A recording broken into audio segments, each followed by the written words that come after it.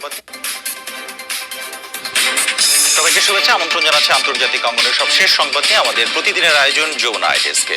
শুরুতেই জানাবো শিরোনামগুলো। ৪৫ বছরে প্রথম প্রাণহানি চীন ভারত সীমান্তে। লাদাখে সংঘর্ষে এক কর্নেল সহ ৩ ভারতীয় সেনার মৃত্যু। উস্কানিমূলক আচরণের কারণে সংঘাত, অভিযোগ বেইজিং এর।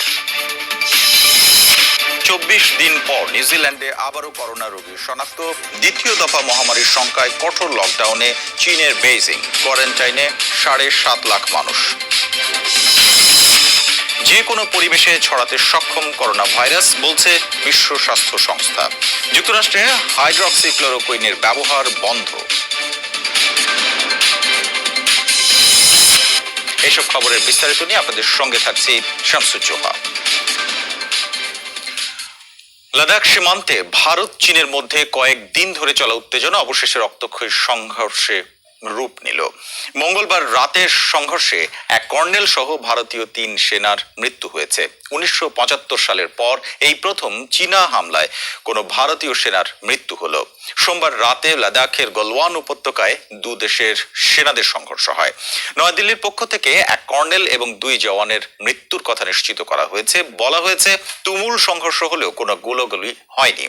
চীনা পক্ষেও হতাহত আছে বলে দাবি ভারতের, তবে এ বিষয়ে কিছু নিশ্চিত করেনি চীন।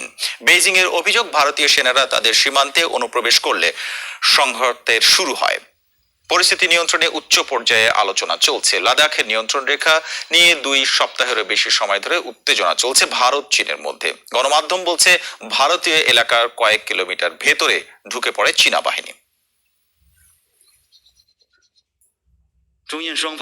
দুবার অনুপ্রবেশ করে চীনা সীমান্ত রক্ষীদের উপর উস্কানিমূলক হামলা চালিয়েছে ভারতীয় সেনারা, যার ফলে এই সহিংসতা। ভারত সরকারকে বলছি, নিজ সেনাদের নিয়ন্ত্রণ করুন, সীমান্ত পার হওয়ার, উস্কানি দেওয়ার বা একতরফা সিদ্ধান্তের চেষ্টা করবেন না, নইলে সীমান্ত পরিস্থিতি আরো জটিল হবে। জম্মু কাশ্মীরে ভারতীয় নিরাপত্তা বাহিনীর অভিযানে অন্তত ৩ জন নিহত হয়েছেন। মঙ্গলবার ভোরে শোপিয়ান জেলায় এই ঘটনা ঘটে।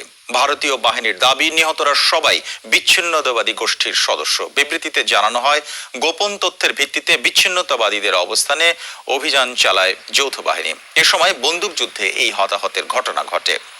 চলতি মাসে কাশ্মীর সীমান্তে অন্তত ৭টি অভিযান চালিয়েছে ভারতীয় নিরাপত্তা বাহিনী। সব মিলিয়ে এবছর ভারতীয় বাহিনীর হাতে প্রাণ গেছে ৯৪ জন কাশ্মীরির।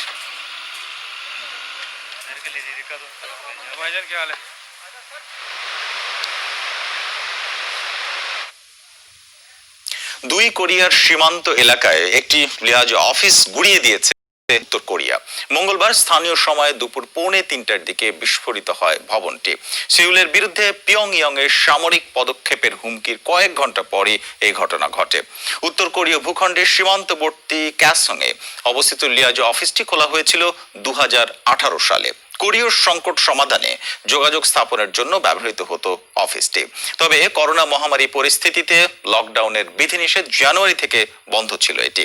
সম্প্রতি দক্ষিণ কোরিয়ায় বসবাসরত উত্তর কোরিয়ার দেশত্যাগী বিভিন্ন গোষ্ঠীর প্রচারণামূলক কর্মকাণ্ডে উত্তেজনা বাড়ে কোরীয় উপদ্বীপে। সীমান্তের নিরাপদ অঞ্চল বলে পরিচিত ডিলিডিমারাইট জোনে সেনা পাঠানোরও হুমকি দিয়েছে কিম প্রশাসন।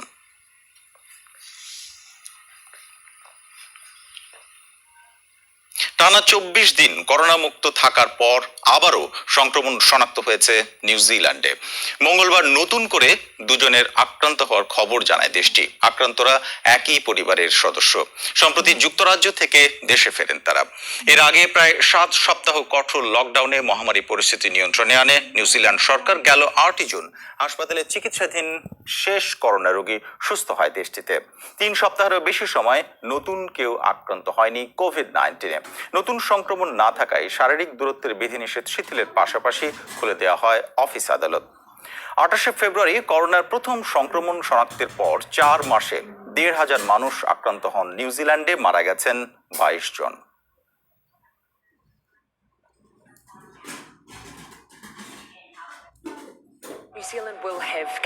শূন্যে নামলেও নতুন করে করোনার সংক্রমণ অসম্ভব নয়, বিশেষ করে সীমান্তে।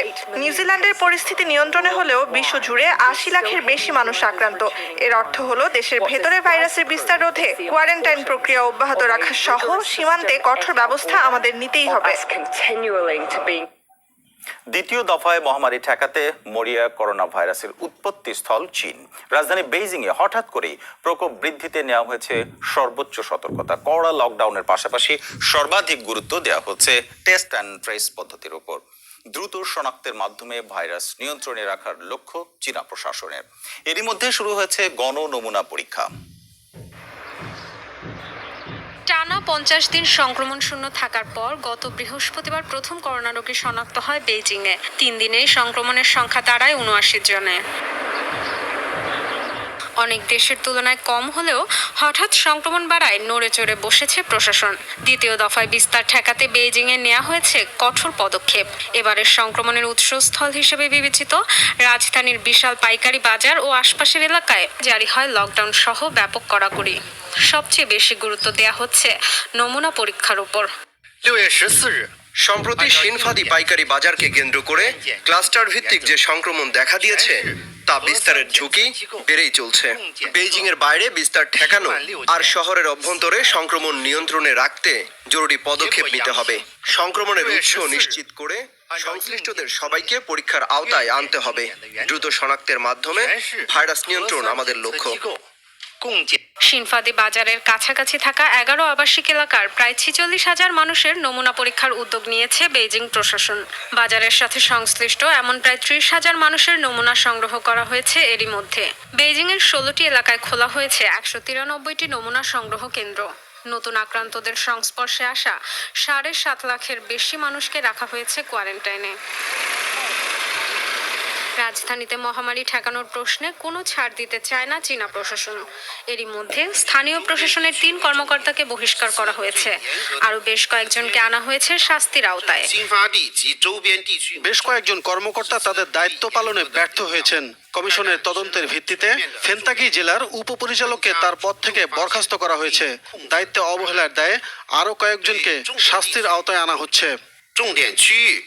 কোভিড-19 উৎপত্তিস্থল হলেও গত 3 মাস ধরে চীনের নতুন সংক্রমণ নেই বললেই চলে। করোনায় দেশটিতে প্রাণ গেছে 4,600-র বেশি মানুষের। Dorothy Tasrin, Jamuna News. বিশ্বজুড়ে করোনা ভাইরাসে আক্রান্তের সংখ্যা ছাড়ালো 81 লাখ। 24 ঘন্টায় নতুন সংক্রমণ শনাক্ত হয়েছে 1.25 লাখ। মারা গেছেন আরও 3,500 মানুষ। ফলে ছোঁয়াচে কোভিড-19 মৃতের সংখ্যা ছাড়িয়েছে 4,39,000। সোমবার সর্বোচ্চ মৃত্যু দেখেছে ব্রাজিল। 7 শতাধিক মৃত্যুতে প্রাণহানি ছাড়িয়েছে 44,000। আক্রান্ত প্রায় 9 লাখ। 4 শতাধিক প্রাণহানি হয়েছে যুক্তরাষ্ট্রে। মোট মৃত্যু 1,18,000-এর বেশি। আক্রান্ত প্রায় 22 লাখ। প্রাণহানি 17,000 ছাড়িয়েছে মেক্সিকোতে। আক্রান্ত 1.5 লাখ। মৃতের সংখ্যা 7,000 ছাড়িয়েছে রাশিয়ায়। তৃতীয় সর্বোচ্চ সংক্রমণের শিকার দেশটিতে। আক্রান্ত 5.5 লাখ মানুষ। 8,000-এর বেশি মৃত্যু দেখেছে কানাডাও। যুক্তরাজ্য সহ ইউরোপের সব দেশে নতুন সংক্রমণ এবং মৃত্যুর মুখোমুখি প্রবণতা অব্যাহত। সব ধরনের পরিবেশেই ছড়াতে পারে ছোঁয়াচে কোভিড-19। তাই মহামারীর ঝুঁকিমুক্ত নয় বিশ্বের কোনো অঞ্চলই, জানিয়েছে বিশ্ব স্বাস্থ্য সংস্থা। বলছে প্রায় প্রতিদিন রেকর্ড সংক্রমণের ফলে আরও বিস্তৃত পরিসরে ছড়াচ্ছে ভাইরাসটি। এদিকে যুক্তরাষ্ট্রে কোভিড-19 ওষুধ হিসেবে হাইড্রক্সিক্লোরোকুইন ব্যবহারের অনুমতি প্রত্যাহার করেছে FDA। প্রথম শনাক্তের 5.5 মাসে 4 লাখের বেশি প্রাণ কেড়ে নিয়েছে নোভেল করোনা ভাইরাস। মহামারীর এ পর্যায়ে এসে নতুন করে ছড়াচ্ছে ভাইরাসটি। টানা 2 সপ্তাহ প্রায় প্রতিদিন নতুন সংক্রমণ লাখের ওপর। WHO বলছে কোনো পরিবেশই করোনা ভাইরাস সংক্রমণের ঝুঁকিমুক্ত নয়। এখন পর্যন্ত আক্রান্ত 80 লাখ মানুষের 75%ই আমেরিকা আর দক্ষিণ এশিয়ার মাত্র 10 দেশের বাসিন্দা। আফ্রিকা, পূর্ব ইউরোপ, মধ্য এশিয়া আর মধ্যপ্রাচ্যেও সংক্রমণ বাড়ছে। চীন সহ মহামারী নিয়ন্ত্রণে আনা অনেক দেশেও নতুন করে সংক্রমণ দেখা দিয়েছে। উৎসস্থল চীনে পরিস্থিতি নিয়ন্ত্রণে আসার 2.5 মাস পর ফের নতুন করে ভাইরাস ছড়ানো নিয়ে উদ্বিগ্ন রোগ বিশেষজ্ঞরা জানিয়েছেন মহামারীর গতি প্রকৃতি বুঝতে মঙ্গলবার থেকে পরবর্তী 3 দিন খুব গুরুত্বপূর্ণ সময়। 未来3天。 বেজিংয়ে নতুন করে ছড়ানো ভাইরাসের নমুনা পরীক্ষা করে এর উৎস সম্পর্কে নিশ্চিত হতে পারেনি। ইউরোপ, যুক্তরাষ্ট্র, রাশিয়ায় প্রাপ্ত নমুনার সাথে মিলাচ্ছে। হয় সেখান থেকে ভাইরাসটি বেজিংয়ে এসেছে, না হলে উপসর্গবিহীন কোনো বাহকের মাধ্যমে ছড়িয়েছে। এটা মহামারী পরিস্থিতির দিকে যাবে কিনা তা নিশ্চিতে আগামী 3 দিন নতুন সংক্রমণের সংখ্যা খুবই গুরুত্বপূর্ণ। 要发病的话呢，这个 এদিকে যুক্তরাষ্ট্রে করোনা ভাইরাসের চিকিৎসায় হাইড্রোক্সিক্লোরোকুইনের জরুরি ব্যবহার বন্ধ ঘোষণা করেছে মার্কিন খাদ্য ও ওষুধ সংস্থা FDA।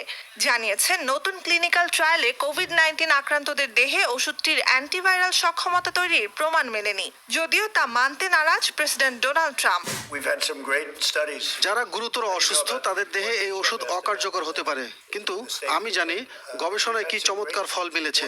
এই ওষুধ অনেক মানুষের প্রাণ বাঁচিয়েছে। শুধু মার্কিন সংস্থাগুলোই হাইড্রোক্সিক্লোরোকুইনের কোনো উপকারিতা দেখছে না। We don't get necessarily reports are coming out. ম্যালেরিয়ার ওষুধ হিসেবে ব্যবহৃত হাইড্রোক্সিক্লোরোকুইনকে কোভিড-19 চিকিৎসায় শুরু থেকে গেম চেঞ্জার বলে আসছিলেন ট্রাম্প। এর প্রেক্ষিতে অনেক দেশে এই ওষুধটির পরীক্ষামূলক ব্যবহার শুরু হয়। নুজহাত কামাল, যমুনা নিউজ। মার্কিন প্রেসিডেন্ট ডোনাল্ড ট্রাম্প বলেছেন, করোনার নমুনা পরীক্ষা বেশি হলেই যুক্তরাষ্ট্রের সংক্রমণ বেড়ে যাচ্ছে। টেস্ট বন্ধ করলেই কমে যাবে সংক্রমণ। স্থানীয় সময় সোমবার রাতে হোয়াইট হাউসে এই মন্তব্য করেন ডোনাল্ড ট্রাম্প। বর্তমানে সারা বিশ্বের 4 ভাগের 1 ভাগ করোনা রোগী যুক্তরাষ্ট্রে। আমাদের নমুনা পরীক্ষার ব্যবস্থা অন্য সব দেশের চেয়ে উন্নত, তাই এখানে বেশি রোগী শনাক্ত হওয়াই স্বাভাবিক। অনেক দেশ আছে যেখানে তো কোনো পরীক্ষাই হয় না। আপনি যদি পরীক্ষা না করেন, আপনার দেশে রোগীও থাকবে না। আমরা যদি এখনই নমুনা পরীক্ষা বন্ধ করে দেই, যুক্তরাষ্ট্রেও আক্রান্তের সংখ্যা খুব কম হবে। If you don't test, you don't have any cases. Jamuna I ডেস্কের এই পর্যায়ে একটা বিরতি নিচ্ছে, আমাদের সঙ্গেই থাকুন, ফিরছে একটু পরেই।